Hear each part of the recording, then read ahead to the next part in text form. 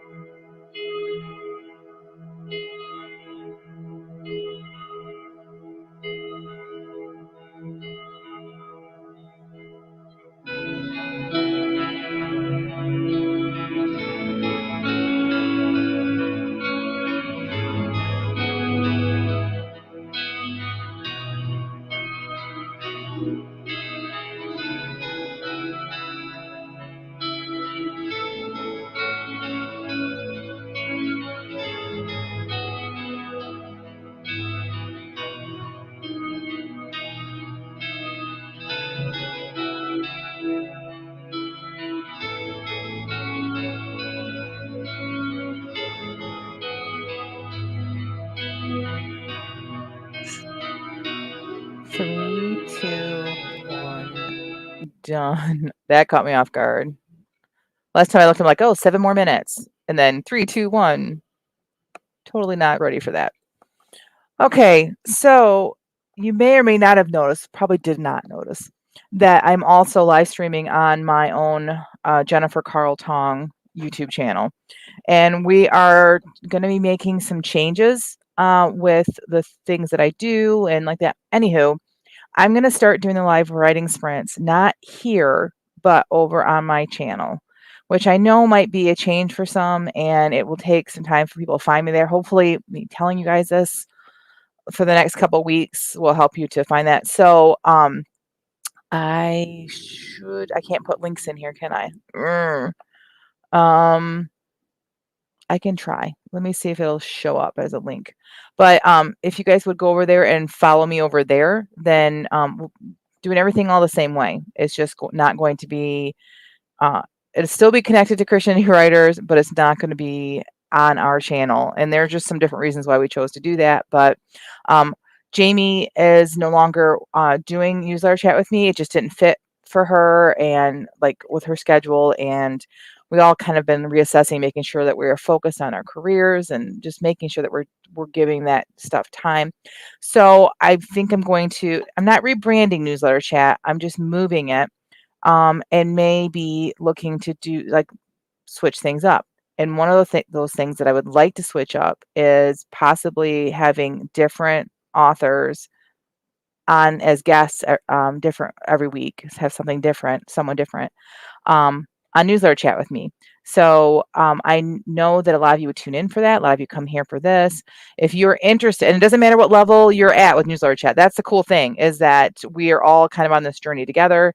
And if you don't even have a newsletter and you want to come on and we'll talk about how to get started, we can do that. If you are the same level as me, basically, and we just want to chat like what we're doing this week with our newsletter, what we're doing with our launch, or what you're doing. I mean, that'd be a great thing if you have a launch coming up and you want to schedule to be on it with me when it's going to be close to launch time and we can be talking about launch, then we can do that as well. So reach out to me. The easiest way, you can either email me at jennifercarltong.com, but I guess spell my 2 last names correctly and my first name correctly, which you can see it here on the screen right there.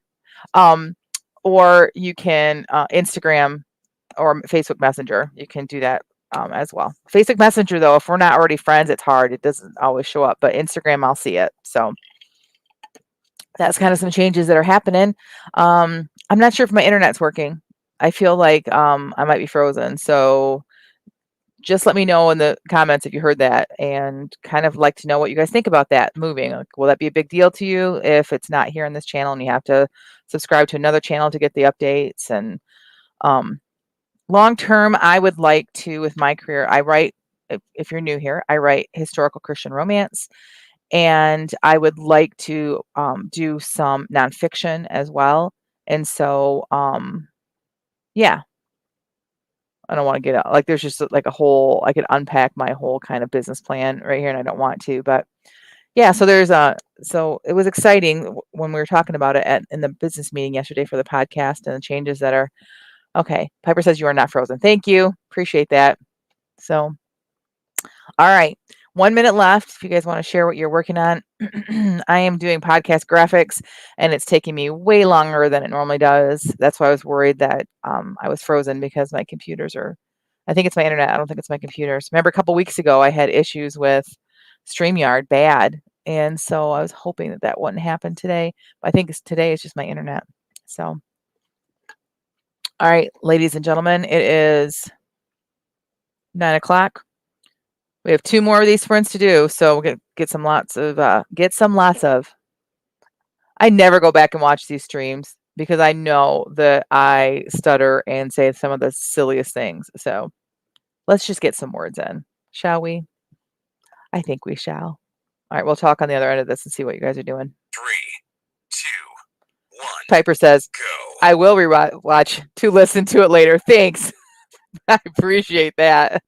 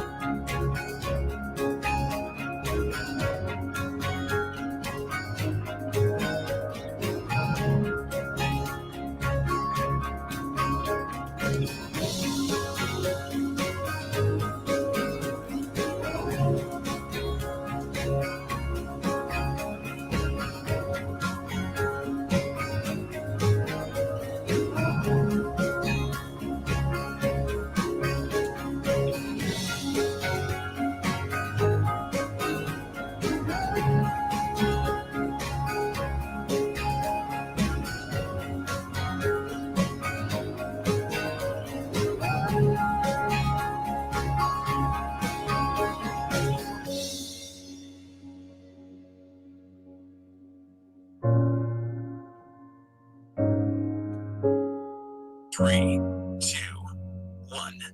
Done. 3, 2, 1, done. So is anyone having problems with the new Scrivener, or is it just me? So I opened up one of my previous books, luckily one that's already published, and it already loaded all up to Vellum, which is what I use to format my books. And so any corrections, if I had to make a correction or do anything, would happen in Vellum. So but I opened it up and it was completely empty. Completely empty. So then I went back to old Scrivener and opened it up and it's there. So I was like, okay. So I just tried opening one of the novels that I have not finished, and it has considerably less words than I expected. But again, remember, I kind of sidelined this one. So I could be wrong, but I'm trying to now open it up in the old Scrivener and see if it makes a difference. And yeah, now I can't get to open to see, because again, and it won't open it for me. I was happy with the old Scrivener. I really was. All right, ladies and gentlemen, what are you guys doing? Let's see. Piper says, well, I got writing again. The questions helped. I haven't dared to use the new Scrivener yet. LOL. I know I don't want to scare everybody off, but yeah, Tina loves it. She really, really likes it. Piper says Teresa has been using it, I think. All right. Well, I'll be curious to see what she thinks about it. But Tina loves it. I've not gotten to the point where I can actually use it. Like, she loves it because you can like do this, like a beautiful picture behind it and while you're writing, and it blocks everything else out except for your writing in this whatever picture. I don't know if you get to choose a picture. I'm guessing. it'd be kind of cool to be able to do it over top of this music with the pictures running. I would kind of like that. But I haven't got to that point yet because I'm still trying to figure out where everything is. Like, meaning like that one book was gone. So I'm a little scared. And then I can open it up. I still, even though I can open up in the old Scrivener, I cannot get it to open up in the new Scrivener. It just shows up blank, like there's nothing there. So, anywho, so looking at my isolation booth, which is just a science fair project thing. Yeah, I think I'm gonna spend some time outlining a bunch of different books. So we'll see what happens over the next couple weeks. Piper says, I downloaded it and I've been thinking of copying and pasting into the new one so I don't lose existing files. So they make a copy, they say. They said there's a copy, and there must be because I was able to open Esther's story. But when I go to find that copy, I don't see the copy. So that makes me a little nervous. But so I didn't lose Avoiding Esther. It just doesn't work in that. She says, you can choose a picture. I've watched update videos on YouTube for the Mac version. That's a good thing. I should probably go watch some videos. All right, 2 more minutes before our last sprint. What are you guys all working on? Anyone getting some writing done besides Piper? Because I've not gotten any. Well, I've gotten some work done for my career, but I've not gotten any writing done today. We're heading out to go dress shopping. My youngest stepson, I have an older one too, is getting married next month, and so the girls and I need to get some dresses. So we're doing that today. Kind of hate to do it during COVID, but we made an appointment at the dress shop, so that makes me feel better than trying to like just go into a bunch of different stores. So we'll see. Yeah, I was gonna bring up. Piper, what you? Yeah, dress shopping. I love shopping.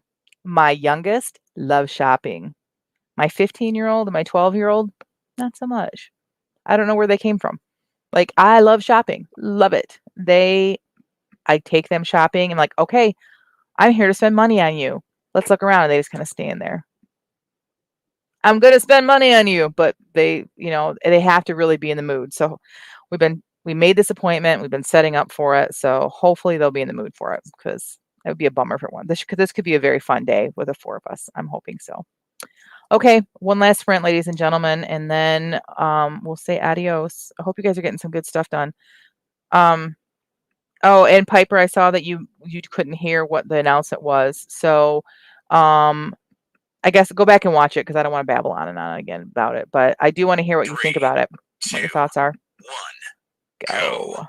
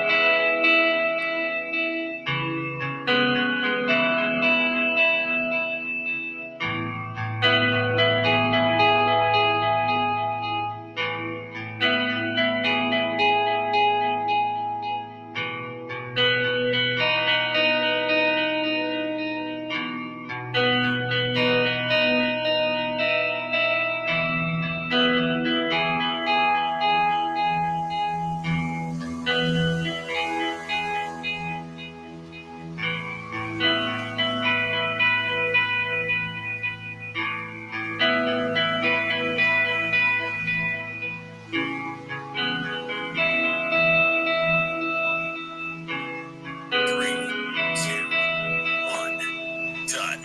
3, 2, 1, done. And that's how you do it, ladies and gentlemen. So this stinks because now I got it fixed. I got it figured out. So I did have a lot less words than I thought in that document. And yes, they did make a copy. I thought it would be a copy in the same folder. It's not. And they make a when you open up an old Scrivener document with the new Scrivener, it makes an entirely new folder that they call, like, say the title of your document is novel. It says novel copy and .scriv. Like, it's a whole new, like, it's not even in the same, so you can't get confused. It's a totally different folder. And so it was operator error. So I found it. I did have a lot less words than I thought, but that's okay, because I just was reading what I wrote and I love it. Very excited. So I think I'm going to work on outlining better. It was a Camp Nano project that I kind of didn't prepare for. And so I'm going to go back and I'm going to re-outline using what I have. And then I think I'm going to outline the rest of the series before I start writing again, which will be hard because after what I just read, I am super excited. I love these characters. This guy is a big hulking kind of a guy, which I've not written one like that yet. And I have a family member, it's one of my mom's cousins that I just love him. He's just such a great guy. And like I see him when I'm writing this character, so I'm super excited to get into this. So Piper says, "Oh, that's great. Maybe I'll give it a try." Yeah, give it a try. Like it's for sure going to um gonna like I think be better once we get used to it, right? And it does save them. So, but it wouldn't hurt to make copies yourself first. I think I'm gonna go do that with everything before I open it because I think that's a great idea. She says, I don't know, I'm halfway through halfway through this novel. Yeah. You write quickly, don't you, Piper? Like, how long does it take you to write a novel? I'm curious. It takes me a couple months at least. That's why I think that if I outline the whole series first, that I will feel like better about sitting down and writing. I got so many stories. Like, I can't tell you, you guys probably all understand. You probably are in the same boat, but I can't tell you how many like folders I have of stories that I've started or ideas that I've had, but I'm in the middle of something. And so I just kind of like put stuff over here and I have a gazillion of these things. If you saw my hallway outside my office here and my office is in our basement, our finished basement, like I just have a gazillion of them. So I got to find a way of like making less of those. But Piper says, I love rereading stuff I've written, enjoying it. But hey, hey, that's pretty good. Okay. Like I don't want to sound conceited, but yes. So I opened this up and I had not read it in a while. And I loved it. I love the characters and I mean, it needs work. Don't get me wrong, but before I did that, I opened up Avoiding Esther, and my opening chapter, you're either going to love it or you're going to hate it because it's not typical romance. It's in the middle of a battle scene. And I worked really hard to craft that to where it wasn't beyond the scope of what a romance reader would be willing to read. But at the same time, it had to be realistic. Like I don't want to sugarcoat things ever in my book. And so I've gotten only like a couple of the hundreds and hundreds of people that read this book. I've only gotten a couple of people that are like, "Oh, that's too graphic." Like one reviewer said that. So I just happened to reread it, and I've been concerned about this book because I have book one as a perma-free leading, and then at the end you get a sample, and then you can either like get it for free by signing up for my newsletter, or you can buy it. I have both links there. And so I was concerned that like I wasn't getting enough conversion and maybe I needed to like maybe it was the beginning of the book and I'm not changing it at this point, blah, blah. I just read it. I love it. I do. It sounds so conceited, but I do. I love it.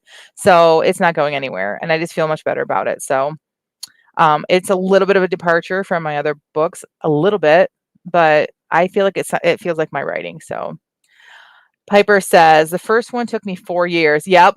It's always the hardest one. 70,000 words. Novella 26,000 took 5 months. Second book 86,000 took a year and a half. Okay.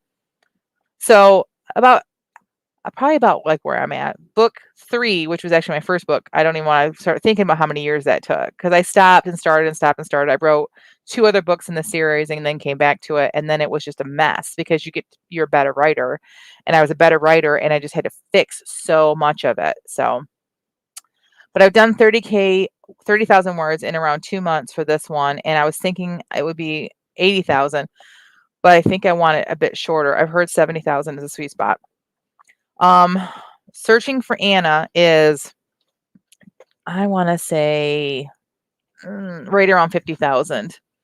And so she's about that big. So I consider her a novella. Some people will consider that a full novel. To me, that's a novella. Avoiding Esther is 70-ish thousand. So that would be the size of the book. This is a 5.5 by 8.5. So that's what you'd be looking at. A calling, I need shades. A Calling for Phoebe is thicker because again, I had so much to fix and I took out so much, but I just couldn't take out anymore. I just had to be done with it. The thing I didn't think about is pricing in order to print a thicker book. It's not a ton thicker, but it's enough thicker that through Ingram Spark, I had to price it up. I'm gonna have to price it up if I'm gonna even sell through Ingram Spark, which I'm starting to have doubts, and that's a whole nother conversation. but their customer service has not been great with me lately. So, but it's cheaper for me to do it on Amazon for selling it. So we'll see. We'll see what but I gotta keep it the same price. Amazon or Ingram Spark, I can't do different prices. I don't think. As long as Amazon's cheaper, maybe it would be fine. So, oh yeah, during that last book, I also re-edited the first one. Oh, okay. Yeah. So see, that takes out time too, right? That is what I do in my books as size-wise. Yeah, me too. I just went to the Christian bookstore and I looked at my genre and everybody is that size. And so that's how I decided. I saw a podcast or listened to a podcast where they're talking about all these different ways to decide on what your print book size should be and counting your numbers and blah, blah. And I'm like, no, just go to your bookstore, look at your genre and pick the most common one. But for me, they're all this size. There are very few that are different. The hardcovers are bigger. So, she says, exactly, my second book costs more and therefore my profit is less, which for a lot of indies, they don't care because most of their sales come from ebooks. And up until this point, that wasn't the case for me. The case, because in Christian romance, there are, like I always say, the grandmas love me. Like the older generation wants a book to hold. My generation, a lot of them say, I want a book to hold. So I was kind of selling even.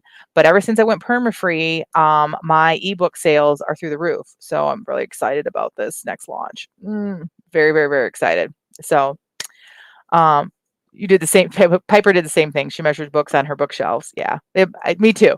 I had books on my bookshelf. But I thought I'm gonna go to the bookstore and see the newest ones, right? But okay, because there's only so much I feel okay about charging for a paperback. Me too.